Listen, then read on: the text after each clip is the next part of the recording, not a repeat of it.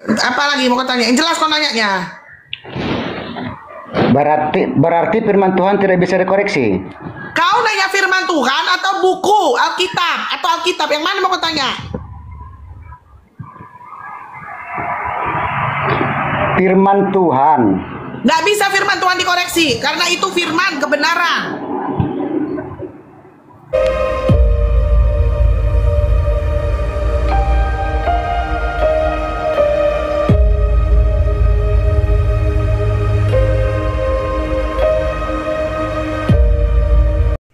Assalamualaikum warahmatullahi wabarakatuh. Sahabat beriman, berjumpa kembali di Bintang Mu'alaf Channel. Mudah-mudahan kita semua selalu sehat walafiat di dalam lindungan Allah Subhanahu wa ta'ala. Salam satu Tuhan, Allahu Akbar.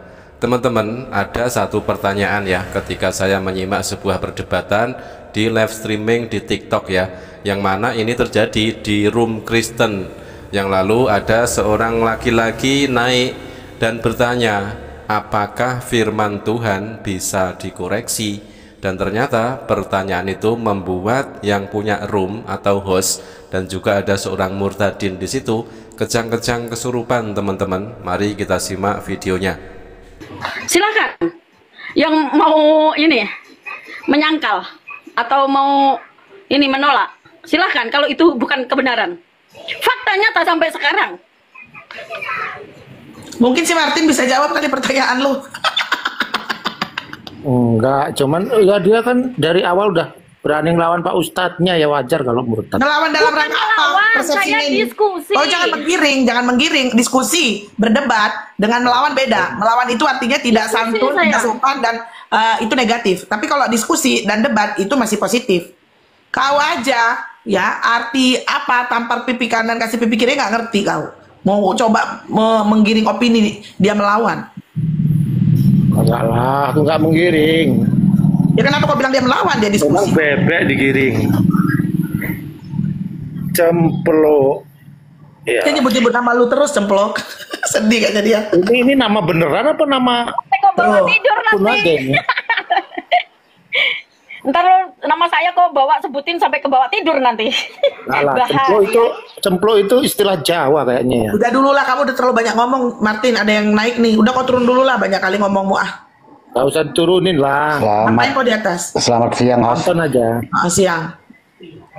Iya. Mau nanya apa?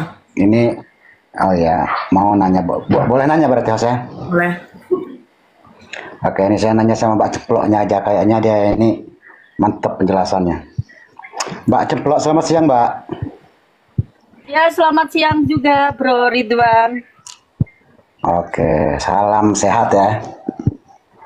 Sehat juga. Mau nanya ini, Mbak. Oke, mau nanya ini, Mbak. Tuh. Apakah firman Tuhan itu bisa dikoreksi, Mbak? Firman Tuhan itu kebenaran. Dikoreksi dalam arti apa sih maksudnya? Kalau diselidiki, iya. Kalau dikoreksi di sini maksudnya apa ya? Maksud kamu? Enggak, Aku bilang aja, Mbak, bisa ketika dikoreksi. aku menyelidiki atau mempelajari, koreksi.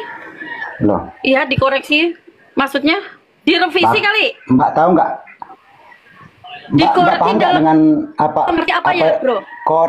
Dikoreksi. Udah Ridwan, kau pun udah nggak paham apa yang kau tanya. Kau nanya firman Tuhan, artinya firman yang keluar dari mulut Tuhan. Kau nanya firman Tuhan atau Alkitab. Alkitab ini berisi kumpulan, ya, nubuatan, peristiwa, apalagi tentang akhir zaman. Kau mau nanya mana? Kau pun pertanyaannya aneh. Firman Tuhan artinya firman yang keluar dari mulut Tuhan. Masa mau kau koreksi? Iya. Yang mau tanya, luruskan dulu. Dikoreksi.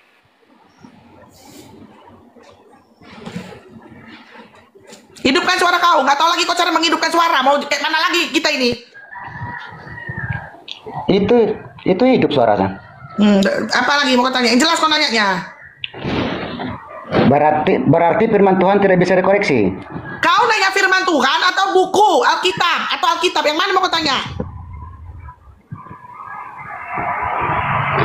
Firman Tuhan. Nggak bisa firman Tuhan dikoreksi karena itu firman kebenaran. Oke. Nggak bisa, Mbak ya? Apakah terjemahan bisa dikoreksi? Terjemahannya bisa dong, mengikuti perkembangan bahasa yang terbatas menjadi berkembang, menjadi lebih sempurna. Oke, berarti Bible Anda bukan firman Tuhan. Nah, makanya udah nggak ngerti kau arti firman Tuhan. Apa bedanya firman Tuhan dengan Bible? Arti firman Tuhan dengan Bible nggak tahu bedanya. Keluar, nggak pantas kau ada di atas.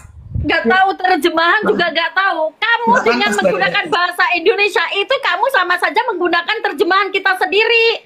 Kamu belajar bahasa Arab tanpa terjemahan, itu pun kamu nggak bakalan mampu memahami firman Tuhan. Kalau tidak memahami firman Tuhan, bagaimana kamu tahu hidup kita berkenan di hadapan Tuhan? Bagaimana kita supaya hidup kita itu berkenan di hadapan Tuhan? Sedangkan kita baca, semua orang bisa baca, tetapi belum tentu semua orang tahu arti dan maknanya. Saya bisa baca bahasa Arab, bisa khatam Al-Quran sama seperti kamu. Tapi kalau tidak tahu tidak tahu arti dan maknanya, baca-baca doang. Untuk apa?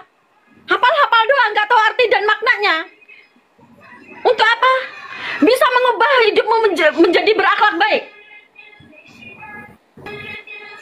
Jadi jangan seperti itu yang kamu iniin. Jangan kecil ya kita beragama. Jadi kita luruskan kawan-kawan. Firman Tuhan itu artinya firman yang keluar dari mulut Tuhan. Mana bisa dikoreksi. Contoh penciptaannya ya. Pada mulanya alam ciptakan langit dan bumi. Jadilah langit jadilah bumi jadilah terang jadilah gelap jadi. Dan itu nggak bisa koreksi. Oke. Tapi kalau kamu bertanya buku ya apalagi tentang apa?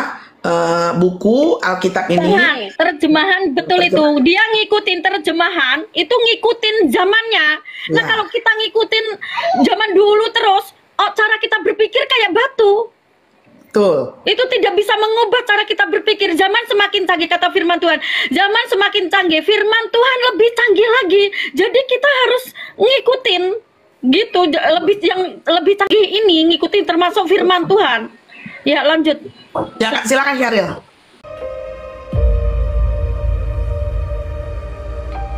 Dalam sepanjang 2000 tahun sejarah kekristenan itu berulang-ulang disampaikan bahwa Yesus mati di kayu salib itu adalah untuk menebus dosa kita. Tapi orang lupa Bapak Ibu sekalian. Di situ tuh ada satu sabda pengampunan dosa di mana Yesus di dalam Lukas 23 ayat 34 dia di situ mengampuni dosa semua manusia ketika dia ada di atas kayu salib.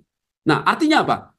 Yang ketiga, penyaliban itu adalah momen di mana Yesus mengampuni dosa semua manusia. Tapi Bapak Ibu sekalian, celakanya setelah 69 tahun ada di dalam TB1, tiba-tiba LAI di dalam TB2 itu membuang pernyataan Yesus tentang sabda pengampunan dosa yang terdapat dalam Lukas 23 ayat 34. Nah, Bapak Ibu tentu bertanya-tanya dengan saya, mengapa saya mengangkat tema ini?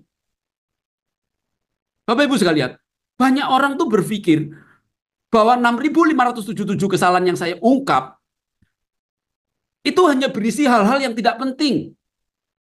Menurut mereka itu hal-hal yang tidak mengubah doktrin, yang tidak berkaitan dengan keselamatan. Siapa bilang? Terjadi perbedaan ya ketika ada seorang Kristen ditanya apakah firman Tuhan bisa direvisi. Mereka selalu mempertahankan bahwa Bible yang selama ini mereka pegang itu diklaimnya tidak ada dikoreksi ataupun direvisi. Itu menurut asumsi para umat Kristen awam ya. Tapi berbeda dengan apa yang ditemukan oleh Dr. Yonathan Purnomo, seorang pakar biblika. Banyak sekali ayat-ayat di dalam Bible itu ternyata ada yang diubah-ubah, ada juga yang dibuang.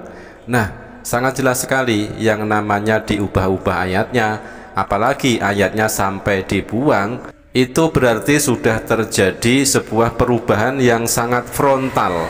Seperti apa yang dikatakan oleh Dr. Yonathan Purnomo yang telah membongkar 6.577 kesalahan ayat di dalam Bible yang tidak kanon. Di dalam video yang baru saja kita simak tadi juga menyebutkan bahwa ada sabda Yesus yang dibuang. Detailnya ada di dalam TB1 versus TB2. Menurut Dr. Yonathan Purnomo, orang Kristen sendiri, ternyata di situ ada ayat yang dibuang berupa pernyataan Yesus yang dibuang di dalam TB2.